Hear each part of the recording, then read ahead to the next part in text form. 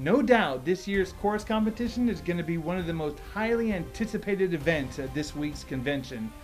Many of us remember in 2006 the vocal majority went up against Westminster, and while Westminster did come in second place, many believe vocal majority should have been beaten that year.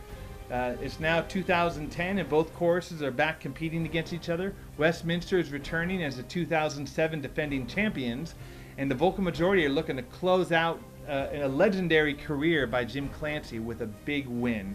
This is going to be an epic battle of two choruses, two of our most beloved chapters in our society. So the question is, who did YouBarbershop pick as the top 5? Let's watch. Always pushing the envelope with entertaining and theatrical performances, the Alliance Chorus from Johnny Appleseed District is positioning themselves to earn an international medal with what should be a fantastic closing set to the chorus contest on Friday evening. It's been 6 years since director Dave Callan led the Alliance into the top 5.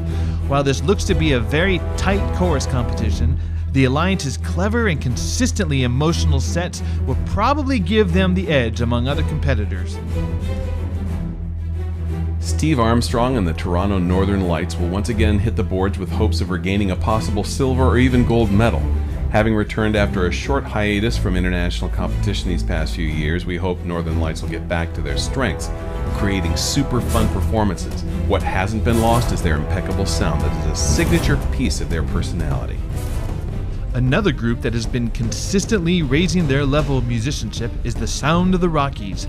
Darren Brown and his music team have made huge strides towards making the Rockies one of the elite chapters in our society.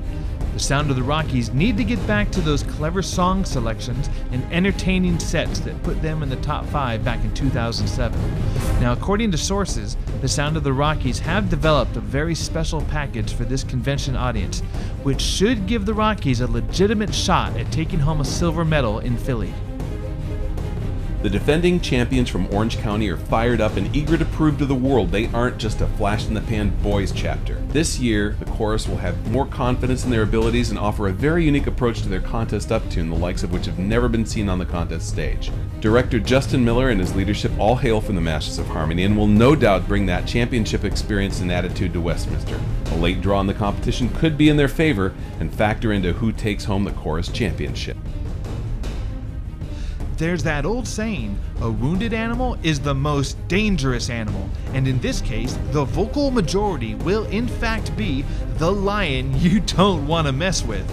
That second place finish in Anaheim has the men of Dallas focused and prepared to take back their gold medal status. Now, if you thought you couldn't add any more motivation for the vocal majority singers, consider this is Jim Clancy's final contest performance with the chorus.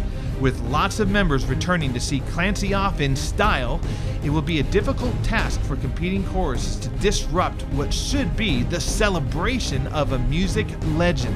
With that being said, if the VM doesn't nail the doors shut in the first round, it could make it a nail-biter when Westminster competes later in the evening.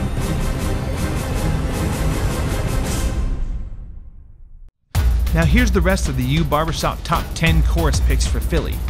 And looking at those top 2 seeds, it's obviously going to be a very tight competition. We did pick the Alliance to claim the 5th place spot.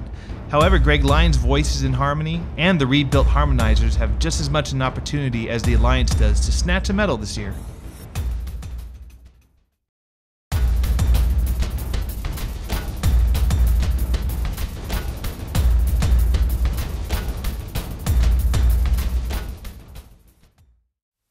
Our man in Los Angeles, Brian Philbin, had an opportunity to attend a Westminster rehearsal and sit down with their director, Justin Miller. Come with us as we take a trip to Orange County. And strike, strike up the band.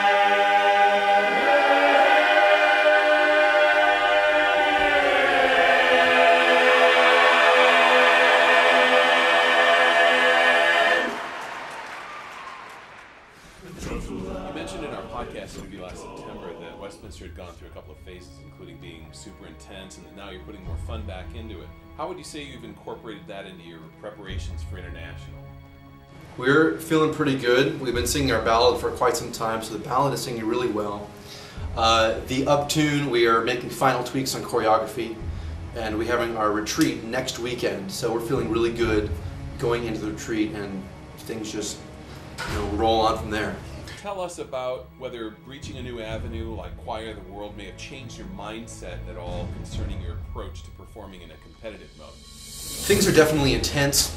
The vibe in the rehearsal is much more lighthearted.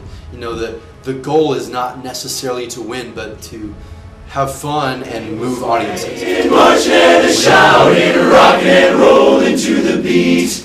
Hear the beat, marching beat in the streets. They're giving time with the drum. All the people come hear them play. It's time to hear them play.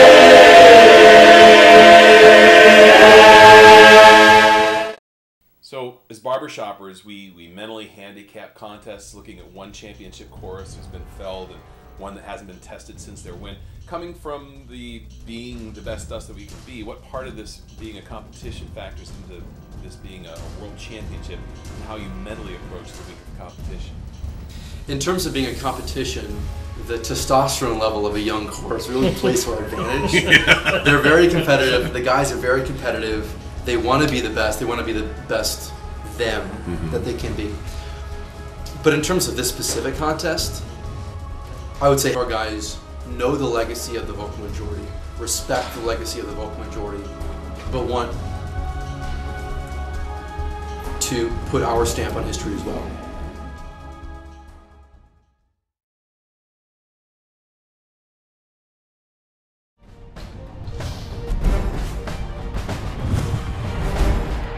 So exciting! Amazing!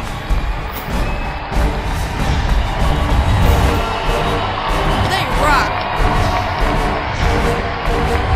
The 2008 first place gold medalist champion, O.C. Time!